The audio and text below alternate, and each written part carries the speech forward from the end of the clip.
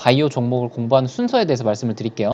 네, 안녕하세요. 중수자입니다. 이번 영상은 드디어 바이오에 대해서 제가 본격적으로 얘기를 좀 시작을 해볼 건데요. 어떻게 이 회사를 가치를 바라봐야 될지 그거에 대해서 좀 자세히 말씀드리고 제가 관심 있는 종목에 대해서 간단하게 좀 말씀을 드릴게요. 이번 시간은 일단은 제가 이제 유명하게 보는 사업이 뭔지는 다들 아실 거예요. 제 유튜브를 구독하시는 분들이라면은 이제 시장을 보는 눈을 길러라는 채널에서 5G, 이제 OLED, 2차전지 반도체 이런 산업들이 제가 유명하다고 보는 산업들이고, 이런 산업 왜 제가 유명하다고 보시는지는 다들 아실 거예요. 왜냐면은 매출과 영업이익이 잘 나오기 때문이에요. 눈에 보이고 실적이 실제로 잘 나오기 때문입니다. KMW 같은 경우는 2018년에 비해서 2019년이 거의 한 3배 넘게 이상 상승을 했고, 2020년은 2배 가까이 지금 상승할 것으로 기대가 되고 있죠.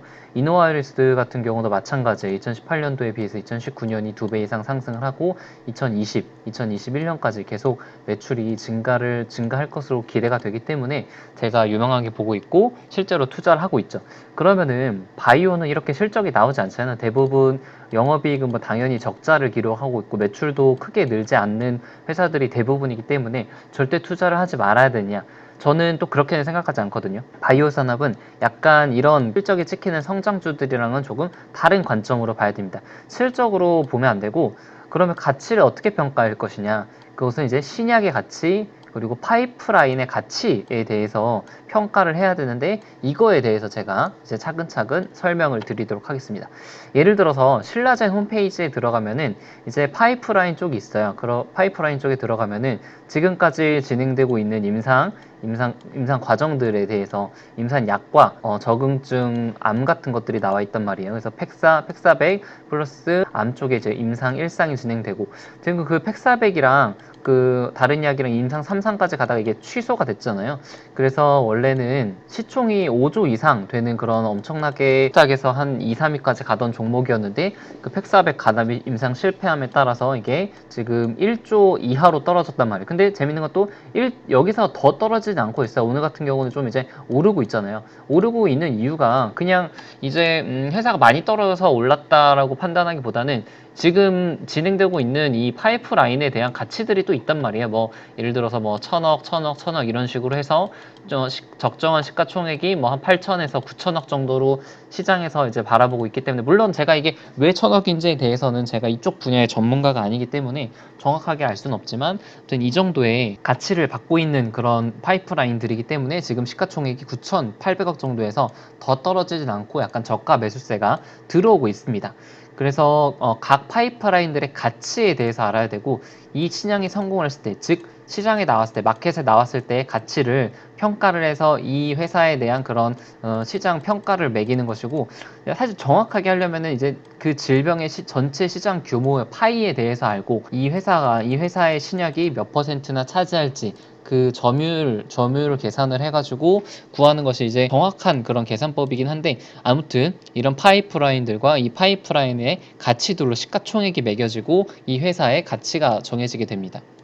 그래서 제가 이제 8월 20일부터 바이오 종목에 좀 관심을 가져야 될 때가 되지 않았나 하면서 영상을 좀 올렸었잖아요. 그래서 그때 말씀드린 종목이 헬릭스믹스, 뭐 제넥신, 지트리, ABL 바이오 이런 종목들을 좀 말씀을 드렸었고, 저는 개인적으로 헬릭스믹스랑 지트리, BNT를 좀 매수했다고도 그때 말씀을 좀 드렸습니다.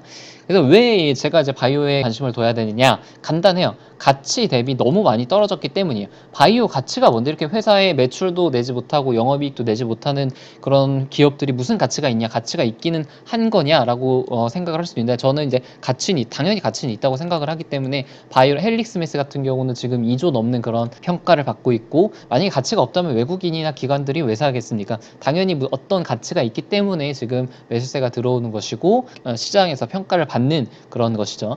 그래서 제가 이제 바이오 종목을 공부하는 순서에 대해서 말씀을 드릴게요.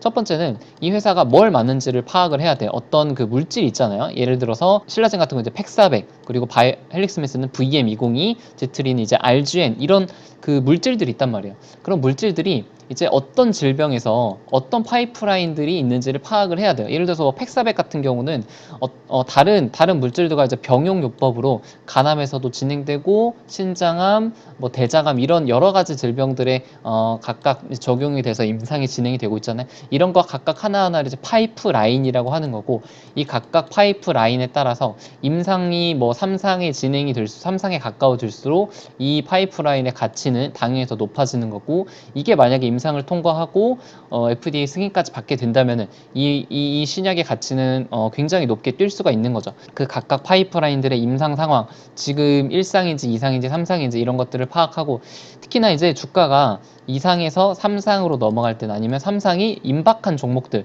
3상 결과가 이제 좋게 나올 것으로 거의 확신되는 그런 종목들 같은 경우는 회사의 가치가 점프업이 될 수 있단 말이에요. 여기 보시면은 이제 신라젠 같은 경우는 대부분 이제 전 임상 단계에서 벗어나서 임상 1상을 진행하고 있는 것들이 많고, 이제 팩사이 플러스, 부타요 이런 약들은 호주, 미국, 한국에서 임상 1상이 거의 끝나가는 그런 단계이네요. 그래서 이 각각의 파이프라인의 가치, 그리고 파이프라인의 어떤 가치에 따라서 기업의 가치가 정해진다라고 알고 있으면 됩니다.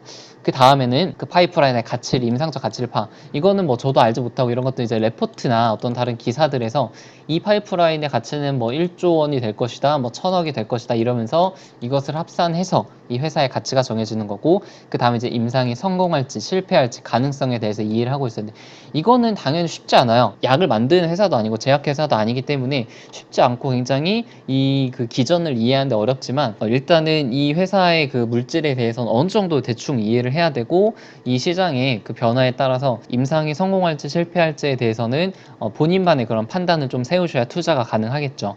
그래서 이제부터 이제 제가 유망하게 보고 있는 종목들에 대해서 말씀드릴게요. 첫 번째가 G3 BNT는 안과 질환에 대해서 신약을 만드는 회사예요. 그래서 제가 첫 번째 뭐라고 했죠? 물질, 어떤 물질이 있는지 알아야 된다고 했잖아요. RGN이란 게 있습니다. RGN이 259가 있고 RGN 137이 있어요. 각각 질환이 적용되는 질환이 다릅니다. 이제 RGN 259 파이프라인은 안구 건조증, 드라이 신드롬에 이제 적용이 되는 거고, 지금 임상 3상에 진행 중이에요. 이거는 제가 다음 영상에서 좀 자세히 말씀을 드리겠지만, 이게 재밌는 게 어라이즈라는 그런 이름으로 임상이 되고 있는데, 지금 세 번째 임상 3상을 하는 거예요. 임상 3상을 왜 어떻게 세 번째나 하냐라고 의문을 가지실 수도 있는데, 이거는 제가 이제 다음 영상에 좀 자세히 말씀을 드리고, 그 다음에도 이제 다른 그런 질환들도 있어요. 수포성 표피 박리증에 대해서는 이것도 임상 3상 진행 중이고, 신경 영양성 각막염, 이것도 임상 3상 진행 중이고요. 뭐 이거에 대해서는 다 알 필요 없고, 이렇게 임상이 진행이 되고 있구나, 이 파이프라인의 가치는 어느 정도겠다, 뭐 이렇게 알고 있습니다. 교모세포종에 대해서는 1상이 진행이 되고 있고, 그래서 이런 임상들의 그 가치가, 임상들이 어디까지 진행이 되고 있는지, 그리고 가치가 얼마인지에 대해서는 제가 다음 영상에서 자세하게 말씀을 드릴게요. 그 다음에 이제 헬릭스미스는 많이들 아시겠지만 VM202라는 그런 굉장히 강력한 파이프라인 있죠. 이게 이제 VM202는 다 동일한데 쓰이는 질환에 따라서 뒤에 이름들이 다 다릅니다. 당뇨병성 신경병증에 대해서는 DPN, 이제 족부 궤양에 대해서는 PAD, 허혈성 지체 질환 PAD, 루게릭병 ASL, 허혈성 심장 CAD, 이런 식으로 질환에 따라서 질환명을 따가지고 뒤에 붙이는 이름들이 다 다릅니다. 그래서 홈페이지 들어가면은 이런 임상 진행이 지금 어디까지 되고 있는지, 이상 완료, 이상 완료, 이상 준비 중, 이런 자세한 것들이 나와 있어서 계속 업데이트가 되는 상황이고, 시장에서 주목하고 있는 것이 신경병증 치료제, 그러니까 임상 3상이 9월 달에 탑라인 발표를 할 것으로 지금 기대를 모으고 있잖아요. 그것 때문에 지금 헬릭스미스가 많이 좀 오르고 있는 그런 상황이고, 이거에 대해서도 제가 다음 영상에서 자세히 말씀드리겠습니다. 그리고 이제 제넥신도 마찬가지예요. 물질들이 뭐가 있냐, GX라는 종질이 있죠. GX가 H9 같은 경우는 지속형 성장 호르몬이 있고, 가장 가치를 결정짓는 GXI7 하이루킨이라는 그런 물질이 이제 고형암에서 진행이 되고 있고,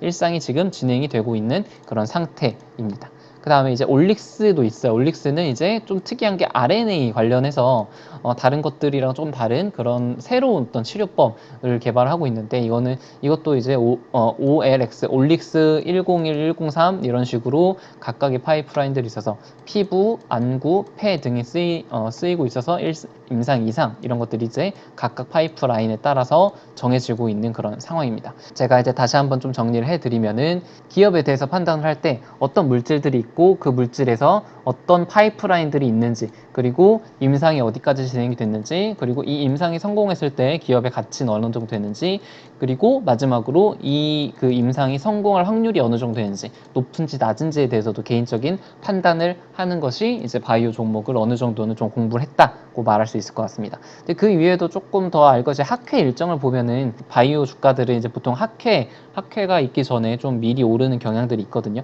그래서 이런 학회들 스케줄을 미리 알고 있고, 이 학회에서 이제 초록이라는 거 앱스트랙트 이제 초록을 발표를 하는데, 결과들이 있을 거 아니에요. 연구를 했으면 어떤 결과들이 있는데, 이런 결과들을 이제 정리를 해가지고 발표를 하는 그런 시간들을 갖는데, 좋은 내용들을 발표를 할 거 아니에요. 그래서 이런데 그 발표를 한다. 어떤 회사가 A라는 회사가 이 학회에 발표한다고 하면은 이 회사는 보통 한 2, 3주 전에 미리 이제 알고 있는 사람들이 선출을 해서 가격을 올리려는 그런 경향들이 있기 때문에 미리 오르는 그런 경향들이 있습니다. 그래서 학회 일정도 좀 알면 좋고.